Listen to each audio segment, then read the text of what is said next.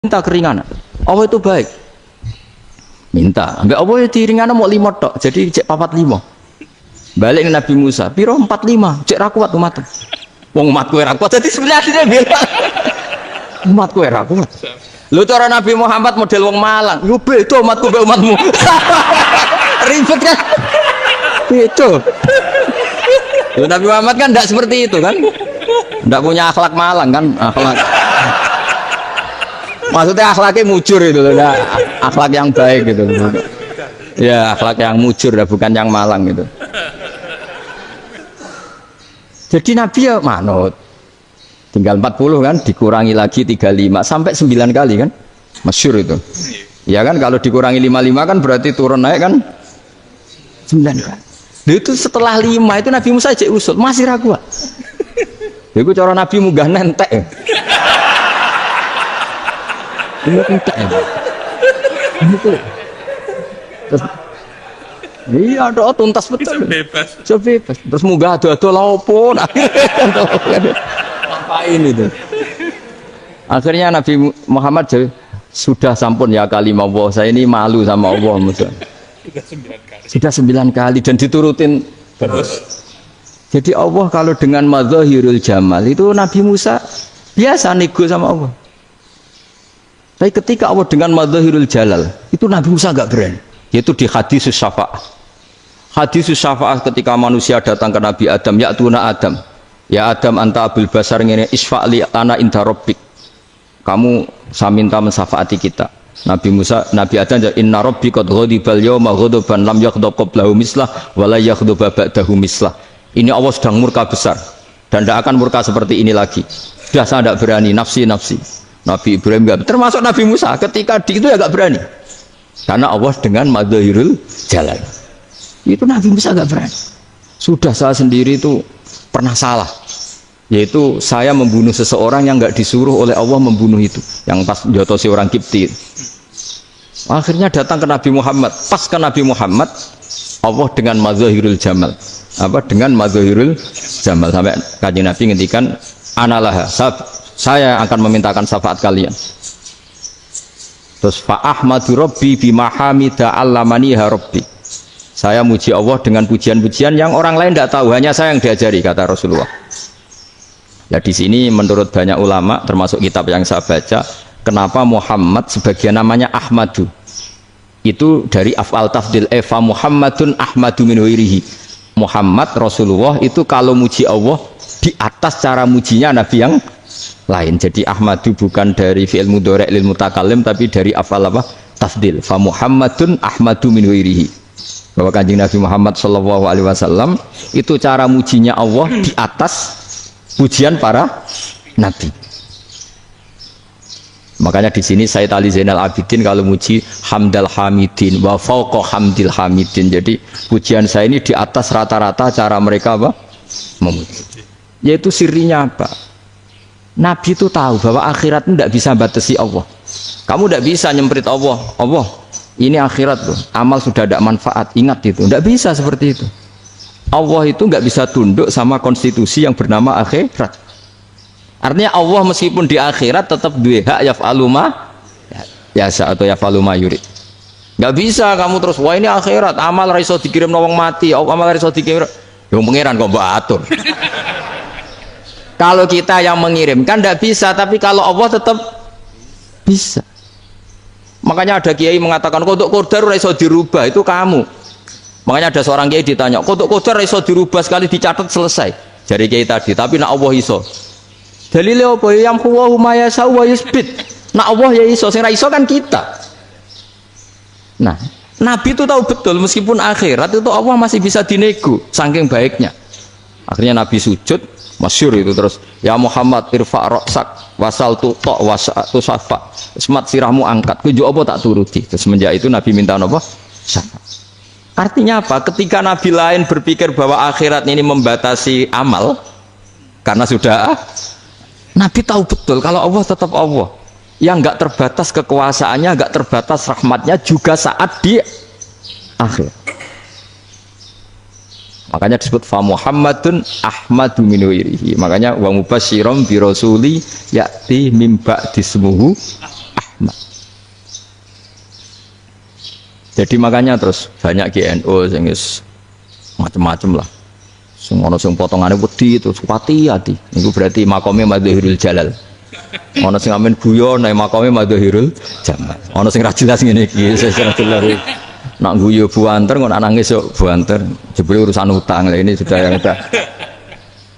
Jadi makanya yang rileks saja. Sebenarnya agama ini santai, rileks karena agama ini harus bifarohin wasururin. Enggak boleh agama ini dibawa dengan kekerasan, dengan antisosial. Karena agama ini harus kul bi fadlillah bi rahmati fa bidzalika falyafrahu, harus senang, harus rileks. Makanya saya jadi kiai itu senang takutnya gini. Sekali saya tidak senang jadi presiden buruk.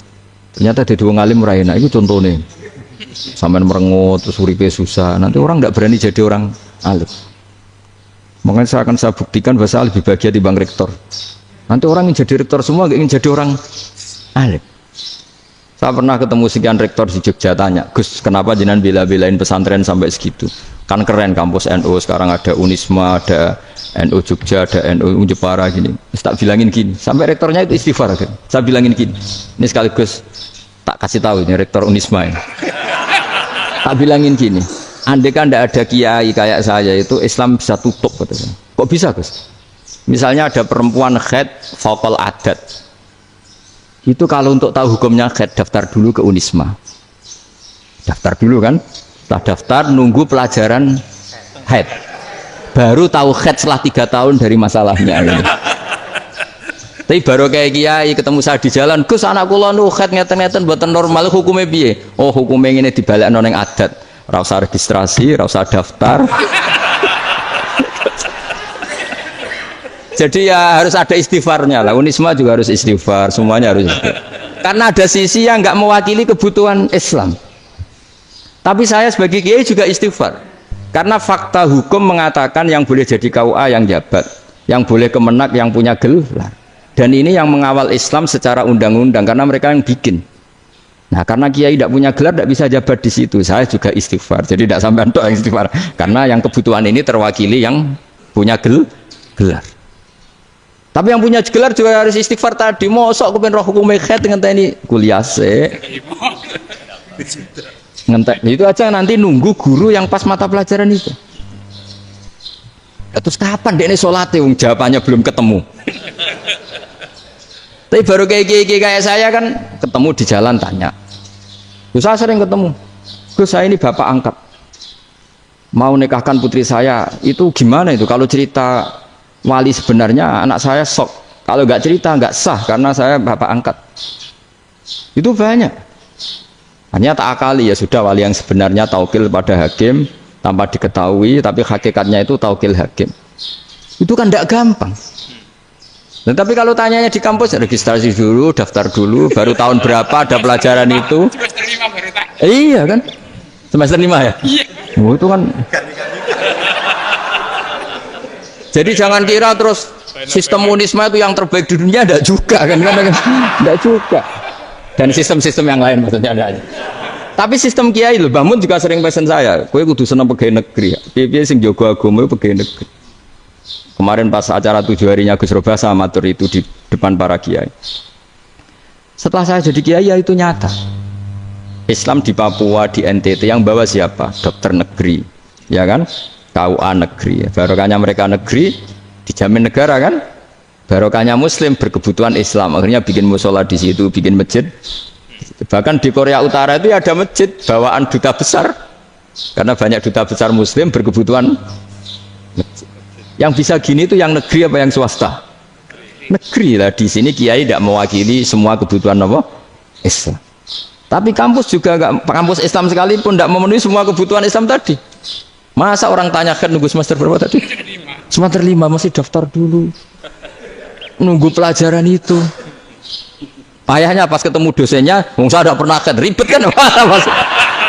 Dosennya cowok gitu kan. Jadi sudahlah, makanya ini. Iya, makanya ini kan bentuk kearifan. Jenengan ngakui fungsi kiai kayak saya itu bentuk kearifan. Saya juga ngakui jenengan ini butuh kearifan. Saya sering didolani KUA itu. Itu rata-rata ya didikan kiai. kompilasi hukum Islam itu banyak ya, janda cantik. Contohnya harus cantik, kalau jelek nggak mungkin terjadi kan. Ada janda cantik kebetulan suka kawin tapi takut zina. Seorang lagi suka kawin tapi takut. Itu seringnya gitu Pak Rektor. Jadi dia kawin bosen, bilang ke KUA, Pak saya sekarang mau nikah sama ini. Loh, tapi kamu mau punya suami. Ya tapi kan nggak tercatat Pak. Itu KUA-nya rata-rata itu nggak berani. Meskipun nggak tercatat, karena secara fikih meskipun nggak tercatat tetap dia seorang perempuan yang bersuami, maka nggak boleh nikah sama orang lain. Jadi coba kalau nyun sewu KUA hanya ngikuti hukum formal, yang penting di catatannya nggak punya suami, ya dinikahkan saja kan. Tapi mereka enggak, karena didikan kiai nggak berani. Artinya gini, kalau hanya pro hukum catatan sipil, maka ini dinikahkan bisa karena nggak tercatat. Tapi secara hukum santri nggak bisa dong menikahkan perempuan sing dadi zaujin yang punya suami. Nah, ini barokahnya kerjasama yang baik. Jadi di masyarakat itu tertanam didikan kiai, nggak boleh nikahkan perempuan yang bersuami. Tapi di KUA ngikuti hukum formal. Dan di Indonesia itu KUA itu rata-rata konsultasinya ya sama kiai. Sehingga ya nggak berani akhirnya, meskipun aku wedi mlebu rokok mbak, gak iso. Dan itu banyak. Seorang lagi ya, makanya ini kan pesantren itu nggak boleh mati. Orang kiai-kiai kayak saya nggak jelas-jelas itu harus lebih jelas lagi. Karena ini yang on time, yang online, yang siapa saja bisa tanya. Saya itu SMS saya itu nggak punya HP WA. HP jadul itu SMS-nya tiap hari tak berapa. Orang yang tanya dari Kalimantan, dari Aceh. Gus di kampung saya ada masjid 2 itu yang Samana, ada yang dari orang perkotaan. Gus di perumahan baru ada masjid, yang Jumatan baru orang 12, sah enggak? Ya langsung saya jawab, sah. Dalilnya ini. Ya sudah. Nah, tapi kata Imam Syafi'i gini, harus orang 40, itu madzhab Syafi'i, dalam madzhab yang lain gini-gini. Itu kalau tanya rektor itu kan ribet. Masuk ajudan dulu, asisten dulu, panjang.